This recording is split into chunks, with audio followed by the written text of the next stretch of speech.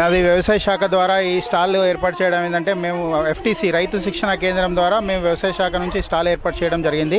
ఇందులో మా వ్యవసాయ శాఖ ద్వారా చేపట్టేటువంటి కార్యక్రమాలను మేము ఇక్కడ ప్రత్యక్షంగా అంటే కొన్ని డెమో రూపంగా కూడా చేపించడం జరుగుతుంది. అందులో ముఖ్యంగా ఏంటంటే వర్మీ కంపోస్ట్కు సంబంధించి మనకు ఆర్కేవీవై స్కీమ్ కింద 50% సబ్సిడీ. ఇది ఇంతకుముందు ఒక ఫార్మర్ కూడా వచ్చిండు, శ్యామ్ సుందర్ అని, ఇంతకుముందు జస్ట్ లంచ్కి వెళ్ళాడు ఆయన.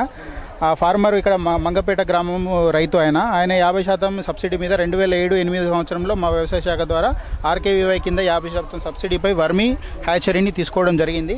ఆ ఫార్మర్ ఇప్పుడు కూడా ప్రొడ్యూస్ చేస్తున్నాడు. ఏంటంటే వర్మీ కంపోస్టు దీనిలో అన్ని రకాల అంటే సేంద్రియ ఎరువులు మనం ఇప్పుడున్న పరిస్థితులలో సేంద్రియ వ్యవసాయం అన్నది చాలా ప్రాముఖ్యత ఉన్నది. సేంద్రియ వ్యవసాయం ద్వారా పండించిన పంటల యొక్క దిగుబడి కానీ నాణ్యత ప్రమాణాలు చూసుకున్నట్టయితే ఆర్గానిక్ దానికంటే కూడా ఎక్కువ ఉన్నది నాణ్యత పరంగా. సో అందుకని ఇది వ్యవసాయ శాఖ ద్వారా ఇది కూడా ఒకటి ఏర్పాటు చేయడం జరిగింది. అదే రకంగా ఇది వర్మీ కంపోస్ట్ యొక్క షెడ్ నమూనా ప్రతులు ఎట్లా మనం డిజైన్ చేసుకొని ఎట్లా కట్టుకోవాలా అన్న దాని గురించి ఇది ఒకటి వర్మీ కంపోస్ట్ షెడ్ ఉంచడం జరిగింది. అంతేకాకుండా ఇక్కడ మనము విత్తన శుద్ధి, ముఖ్యంగా విత్తన శుద్ధిలో మనము విత్తన శుద్ధి ఏంటంటే మనకు పిల్లలకు కదా టీకా మందులు అయితే ఎట్లా వేస్తారో ఇది కూడా విత్తన శుద్ధి మాకు ఒక టీకా మందులాగా చెప్పడం జరుగుతుంది రైతులకు.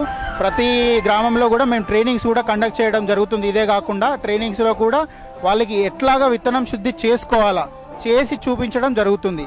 ఇది సూడోమోనాస్ అనే ఒక ఫంగస్ అంటే ఒక బూజు శిలీంద్రనాశిని. ఇదేంటంటే విత్తనంతో పాటు విత్తనం 1 కిలో విత్తనానికి 8 గ్రాములు కనుక మనం కలుపుకున్నట్టయితే మనకు రాబు రోగాలను మనం నిరోధించుకోవచ్చు, టీకా మందులాగా పనిచేస్తుందని చెప్పడం జరుగుతుంది. అదే రకంగా ఇది సబ్సిడీపై కూడా మా వ్యవసాయ శాఖ ద్వారా ఇవ్వడం జరుగుతుంది. ఇది కూడా ఒక శిలీంద్రనాశిని, ట్రైకోడర్మా విరిడి అనే ఒక శిలీంద్రనాశిని. ఇది ట్రైకోడర్మా విరిడి అనే శిలీంద్రనాశిని కూడా విత్తన శుద్ధి చేసుకోవచ్చు. ఇది ముఖ్యంగా మనకు పంటలో ఎక్కువ అయితే ఎండు తెగులు ప్రతి పంటలో కానీ మక్క పంటలో కానీ తర్వాత ఈ పంటలలో ఎండు తెగులు అని వస్తుంది మనకు. ముఖ్యంగా ఆ ఎండు తెగులను సమర్థవంతంగా నిరోధిస్తుంది. ఇది మనకు భూమిలో ఉన్నదే శిలీంద్రనాశిని. దీని నుంచి మనం భూమిలో నుంచి ఎక్స్ట్రాక్ట్ చేసి తయారు చేసి రైతులకు సబ్సిడీలో ఇవ్వడం జరుగుతుంది. 75% సబ్సిడీ మీద ఇప్పించడం జరుగుతుంది. దీన్ని ఏం చేయాలంటే ఇది తయారు చేసుకోవడం పద్ధతి కూడా మనం చెప్పుకోవచ్చు. ఎట్లాగంటే మనకు సరిపడా ఒక 2-3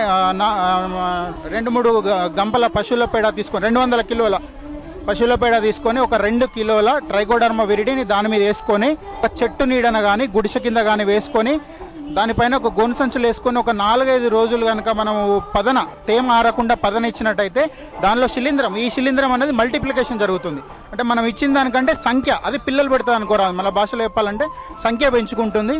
ఆ బూజు పట్టిన శిలీంద్రం ఆ పేడ కలిగిన పేడను తీసుకెళ్లి మన చేలో వెదజల్లుకున్నట్టయితే మొక్కజొన్నలో వచ్చే ఎండు తెగులను నివారించుకోవచ్చు. అలాగే పత్తిలో వచ్చే ఎండు తెగులు కూడా నివారించుకోవచ్చు.